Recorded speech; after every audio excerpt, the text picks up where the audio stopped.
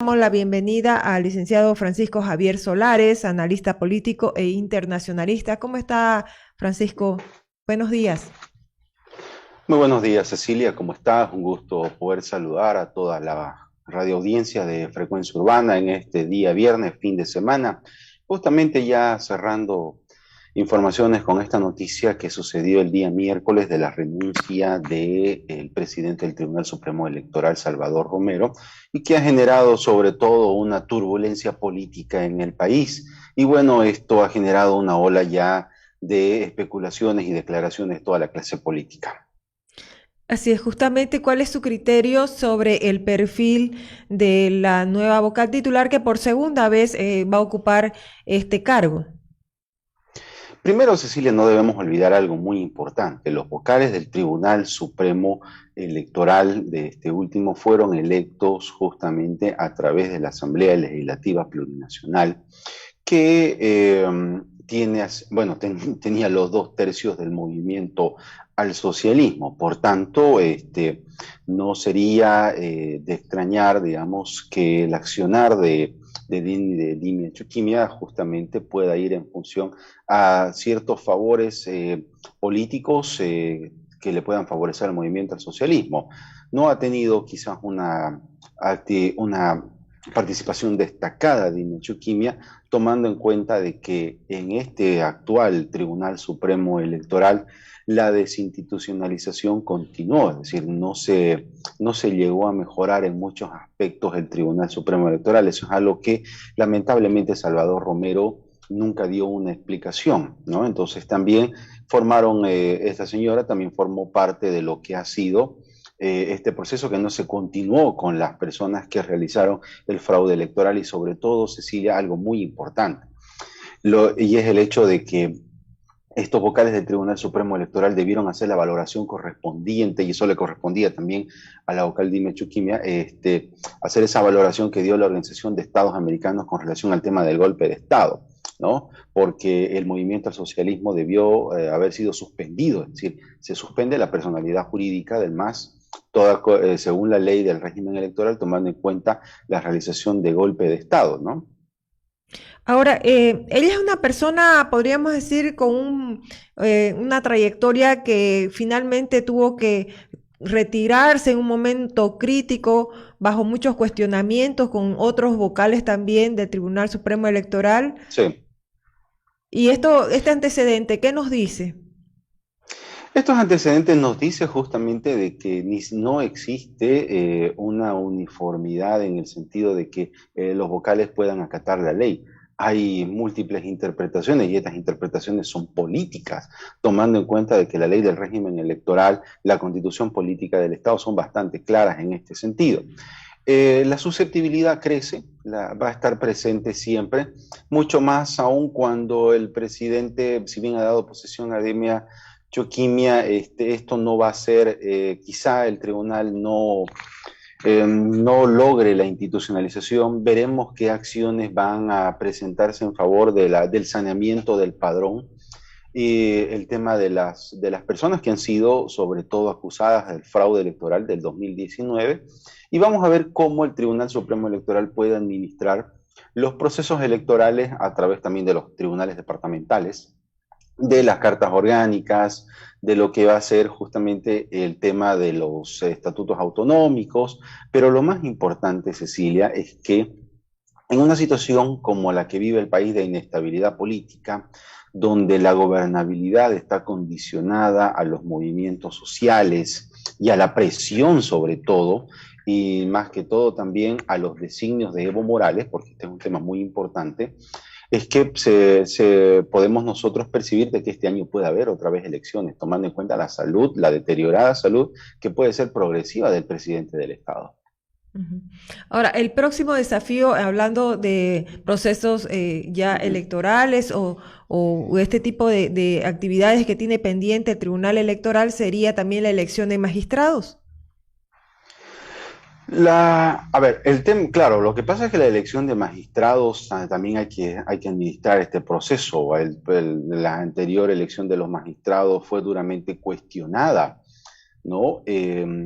porque por el hecho de que la ley del régimen electoral habla de que los votos nulos son nulos, es decir, no tienen ninguna contabilidad.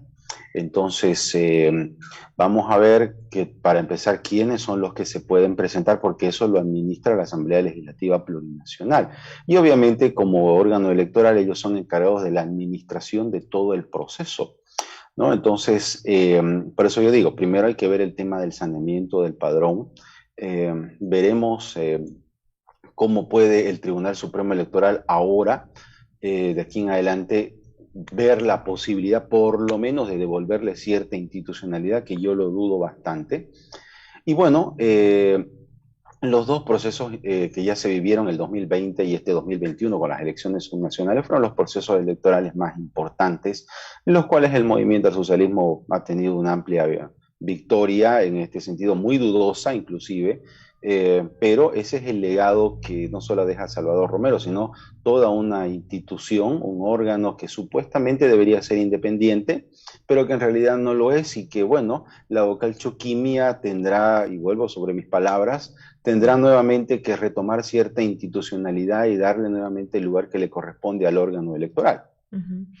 Ahora, la sala plena del Tribunal Supremo Electoral también tiene que definir quién va a ocupar oficialmente ya la presidencia de ese órgano, porque actualmente hay una presidenta interina, ¿no? Sí, claro, esto es algo que ya tiene que ser tratado en sala plena por parte de todos los vocales y va a tener que llegarse a un consenso en este sentido político, porque no nos olvidemos de que ahora de los 7 vocales, prácticamente 4 y con inclusive la participación y silencio que han tenido otros vocales durante estos procesos electorales, por ejemplo, pueden ser hasta 5 a favor del movimiento al socialismo.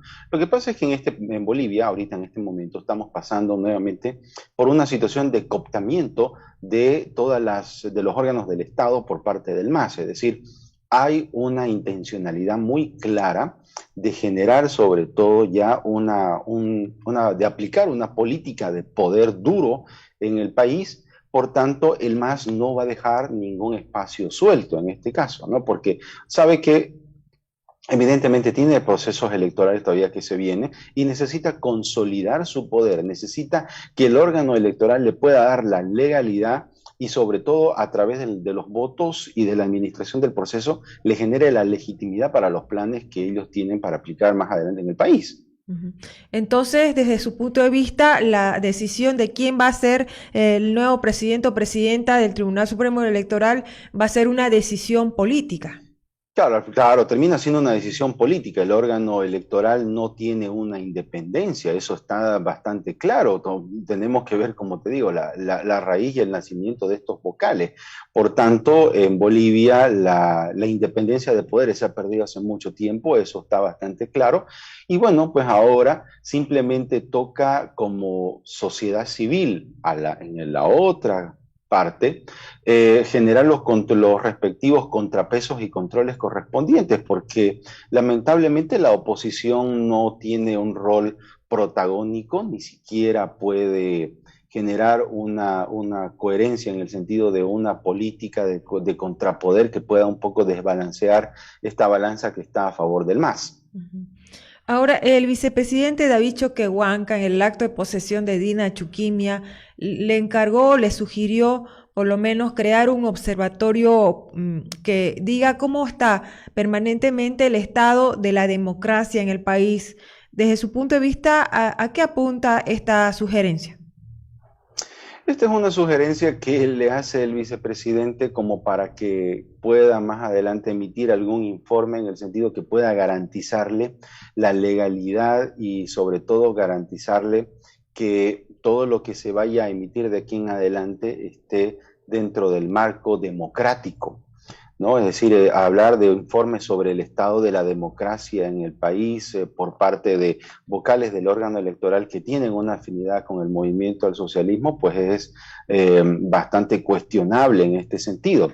Pero lo que el gobierno está buscando justamente con estos, dándole directrices a los órganos que supuestamente son independientes, como te decía, es generar un paraguas, sobre todo para las acciones que el MAS pueda realizar. Por eso yo digo, no existe independencia y nosotros claramente lo estamos viendo. El vicepresidente le encarga acciones al órgano electoral, cuando debería ser iniciativa del propio órgano electoral.